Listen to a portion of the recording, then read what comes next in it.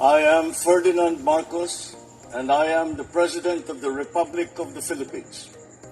I stand today on behalf of 110 million Filipinos. Everyone, hello universe, it's me again. Shoutout sa inyo mga kababayan. Mayroon tayong upload videos, updates.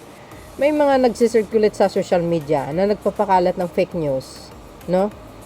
Na, tungkol sa kalusugan ng Pangulo. Grabe, ang tindi nyo naman. Grabe kayo talaga. Wala kayong kasing sama. Mas masahol pa kayo. Kay Satanas. Sa totoo lang. Matindi tong mga to. Mga siraulo talaga di ba? Kasi nagpapakalat sila ng fake news, guys. Laban sa Pangulo. Na malala na daw. Ang iba naman, dapat daw bumaba na, hindi na kayang mamuno. Anak ng kwago. Ang tindi nyo, but anyway, shout out sa mga Marcos Loyalty supporters, Filipino and OFW. Sabi dito, nakikita nyo ito? Itong si Argota na to, na sinasabi. Ang lakas ito mamintas, guys. Ang lakas ito mamintas. Kung makapagpuna kay Pangulong Marcos Jr., binastos niya ng husto. Alam nyo, minsan, sasabihin natin sa bawat sarili natin na huwag kang mamintas. Masama yun. Oo, tama yun. Pero saan ka makakita? Pangit ka na nga. Tapos, may gana ka pang mamintas sa isang tao. Diba? Ayan, tulad ni Arguta. Ito na naman. Ito yung, balita. Basahin ko sa inyo para kompleto detalyado, okay? Jack Arguta posibleng masupena sa Peking PBBM medical record. Wow, grabe kayo. Antindi nyo. Sabi po ng NBI. Sabi po ng Abante News Online, guys. January 31, 2026. Itong mama na ito, kung lalaki lang ako, pag nagkasalubong kami sa daan, sabog ang mukha nito sa akin eh. Totoo yun. Alam nyo guys, no? Alam nyo, dapat talaga masampulan to mga ito. Kasi namimihasa sila. Ngayon, pag sinita mo sila, sasabihin martial law. Sasabihin ginigipit. Diba? Ganyan yung mga naratibo ng mga salot na ito eh. Posibleng umanong masupina ng National Bureau of Investigation, which is ang NBI, si Jack Arguta, sa pagpapakalat ng Peking medical record ni Pangulong Ferdinand Marcos Jr. You see? Kaya mga kababayan, mahalaga po yung ating mga videos na ina-upload ko itong one day ago na ang Pangulo, in-interview po siya ni Yusek Castro. Yung nilalaro niya si Oreo, yung aso niya. Doon, makikita nyo ang Pangulo, very healthy. Taliwas doon sa mga paninira ng mga DDS. Diba? Kaya nga sabi ng Pangulo, huwag kayong atat. Hindi pa siya patay, sabi niya. Healthy siya. Magaling mga doktor niya eh.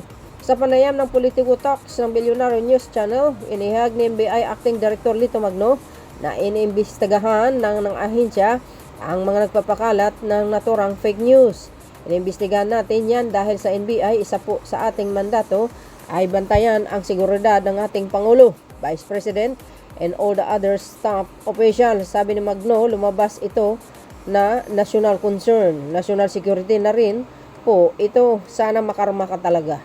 Sa mga lahat ng magpapakalat ng fake news laban sa Pangulo, pambabastos sa Pangulo, pang-alipusa sa Pangulong BBM, makarma kayo sa 2028. Hindi kayo mananalo. Totoo yun. Paliwanag pa ni Magno, tama po ang sinasabi na may karapatan ng taong malaman ang public health ng Pangulo. Yan. Karapatan naman talaga natin. Kaya nga guys, nakatutok tayo eh. Kaya nga in-upload ko yung video eh. Kalaro na si Oreo. Ibig sabihin, malinis at healthy ang Pangulo. Ngayon, back to work na. Palagay ko, baliktad itong mga pakalat na ilang fake news. Di ba? Karapatan ng tao talaga yan. Tapos sabi pa dito, pero hindi po yan nagbibigay na pahintulot na kung ano-ano lang ang ilalabas natin at magkalat ng fake news. Ayan. Alam nyo na ngayon kung sino mga mga nagpapakalat ng fake news. O, tulad yan, DDS po yan. Yan si Bungi. Si Bungi Agorta. DDS sa, 100% DDS yan. Matatandaan na naglabas si Agorta ng umano'y medical record ni Marcos na may logo at pangalan pa ng St. Luke's Medical Center na kalaunay itinanggi ng hospital. Ayan, patay kayo ngayon. Kasalukuyan na rin umanong isinagawa ang investigasyon para matukoy ang iba pang mga nagpakalat ng fake news. Putik ako. Mas maganda talaga sampulan tong mga animal na ito Ito yun. Ang gagawin natin is malay natin, ipatawag, isupina para marinig din naman kung ano ang mga side nila. Saan pa ni Magno nang tanungin kung ano ang gagawin sa mga vlogger katulad ni Agorta. Ay nako, i-take down nyo nga yung channel niya at sampahan ng kaso kung anong nararapat para masampulan, di ba? Ipinaliwanag naman ni Magno na pinaparusahan ng batas ang mga individuals na naglalabas ng pahayag na malisyoso at makakasira sa imahe ng isang tao. Tama po yun. Wala kang karapatan na mag-spread. Lalo hindi ka naman wala ka naman pagmamahal sa kapwa mo. Halimaw ka Tsura mo pa lang talaga. Di ba? Ang sinasabi ng batas, kung ang isang post o isang statement ay malicious, defamatory, at pwedeng makasira sa personahe ng isang tao. Yan ang sinasabi nating libelous agay. Ngayon, kung gumamit ito ng internet, cyberspace, magiging cyber libel siya. Pinaparusahan ito ng batas agay, patay kayo ngayon. Guys, ano po ang masasabi niyo po dito? You see kung paano nila sinisira ng Pangulo, buhay na buhay, ginawa nilang patay. Kaya sinabi ng Pangulo, huwag kayo masyadong magkampante or atat.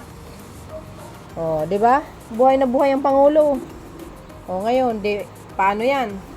Ngayon, pag sinita kayo ng NBI, pag inimbestigahan kayo, sasabihin, nanggigipit.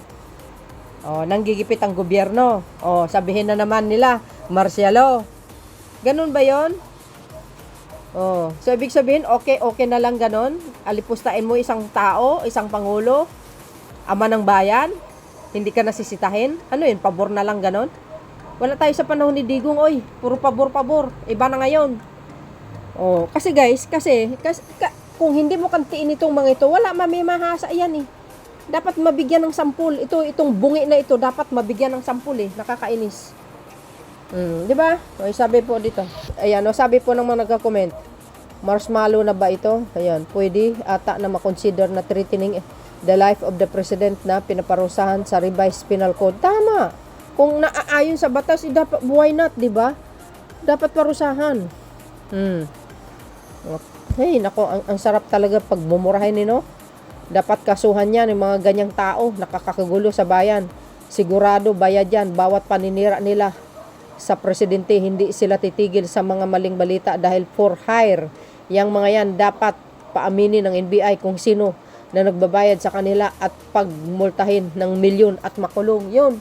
Ito si Bungi Agorta. Kailangan Kailangan imbestigahan na mabuti para nang sa ganun malaman.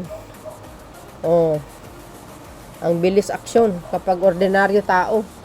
Si Raulo ka pala yung mga big fish nga nakulong na Si Digong wala na. Si Kibuloy, si Tebes. Gunggong. Samantalang yung mga buaya na ay nako, due process tayo. Due process. Dumadaan yan lalo na pag yung mga opisyal, hindi na mo naman kaagad ipakulong. Imbestigahin yan. 'Di ba? Yan si Bungi Agorta. Lantaran. So ibig sabihin, hindi mo na kailangan maghanap pa ng ebidensya. Imbestigahin lang 'yan. 'Di ba? Ito pa. Hala, langot ka nyer niya. Agoy. Naloka. Pati dyan. Yes, it's national security matter. Oo, ang lakas loob nito ni Ngungo eh. Ni Ngungo Agorta, ay, antindi. Oo. Natatawa ako dito, guys. Oh, makit Ngungo.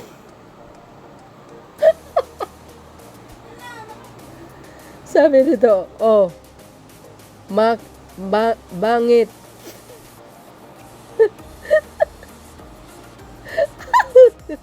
Bakit ngungo na ngayo?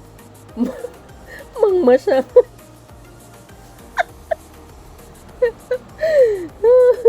Mag magmasa nga ngum.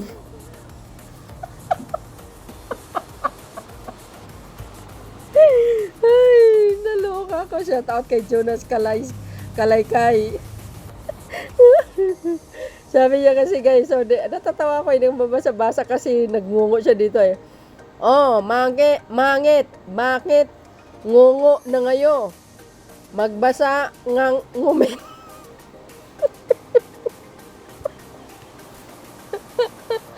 Ay, konsumisyon.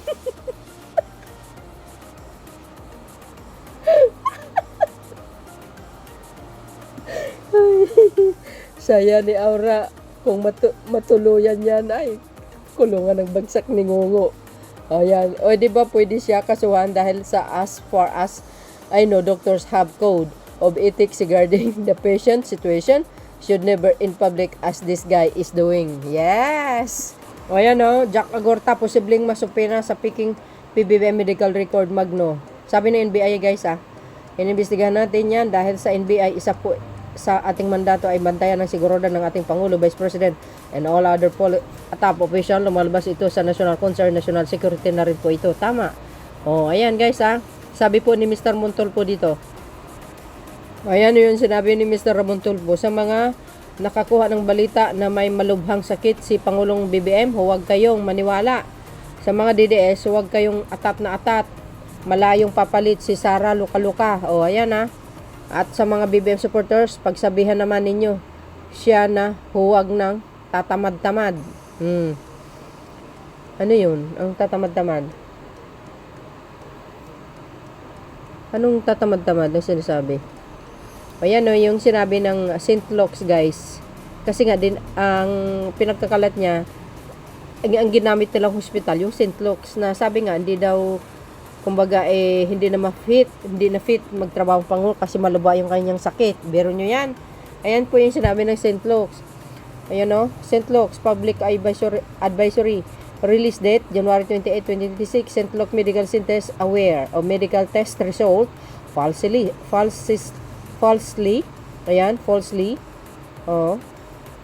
circulating online and on social media claiming to pertain to President Ferdinand Romualdez Marcos Jr. These documents are fake and falsified. Ayan St. Luke's Medical Center strictly uphold patient confidentiality and data privacy. Medical results are released only to the patient himself, her or herself through authorized and official hospital channels. You see? Hindi naman pwede basta-basta ilalabas yan Kundi ka ba naman TNGS, saan mo naman nakuha yung idea mo ganun para ilabas mo yung result? What? Wala kang permiso galing sa Pangulo at saka sa hospital. Wow. Even the hospital nga Kahit sabihin mo St. Luke, I think, correct me if I'm wrong. 'Di ba hindi naman po nila pwedeng ilalabas yan Yung result na yan kung walang pahintulot ang Pangulo. Wow. Itong mga DDS na ngungo na ito. Kapal ng apog din kung makapag fake news. Ngayon, alam nyo kung sino nagpapakalat ng fake news. Yan, DDS po yan. Any medical resorts or documents obtained, posted, shared or circulated outside these authorized channels are considered unauthorized, fraudulent. Tagay, patay kayo ngayon. Or falsified. The posting or sharing or patient medical information by anyone other than the patient constitutes a breach of data privacy and is a violation of hospital policy and applicable laws. Patay ka ngayon, ngungo. Ayan. Baka mamaya kasuhan ka pa ng St. Luke's, patay ka ngayon. The public is strongly urged to exercise caution and responsibility in sharing unverified and unofficial information. Particularly alleged medical resorts, as doing so may contribute to the spread of false information and may expose individuals to legal consequence. Agay, yan na nga ang sinasabi natin eh. O, ito kasi si Bingot, kung makapag-husga, akala mo naman, sapat ang kaalaman. O, grabe ito guys ha, kung tawag dito, kung manlait kay PBBM. Sabi ko 'di ba? Pangit ka na nga. Nilalait mo pa yung isang tao na alam mo na mas gwapo kaysa sa'yo. Sus, Mario, si Pito talaga si Bungi, oh. So yun mga kababayan, in-upload ko lang ito para malaman ng publiko itong mga in-spread ng mga itong DDS vlogger na ito ay fake. Walang katotohanan, gawa-gawa nila. O mana sila sa puon nila. Kay Poncio Pilato, mahilig maggawa ng storyahe. Thank you guys for watching. See you again on my next upload. Bye bye bye and baboos. God bless Philippines. There's more guys. Follow me and likes. Bye everyone. There's more.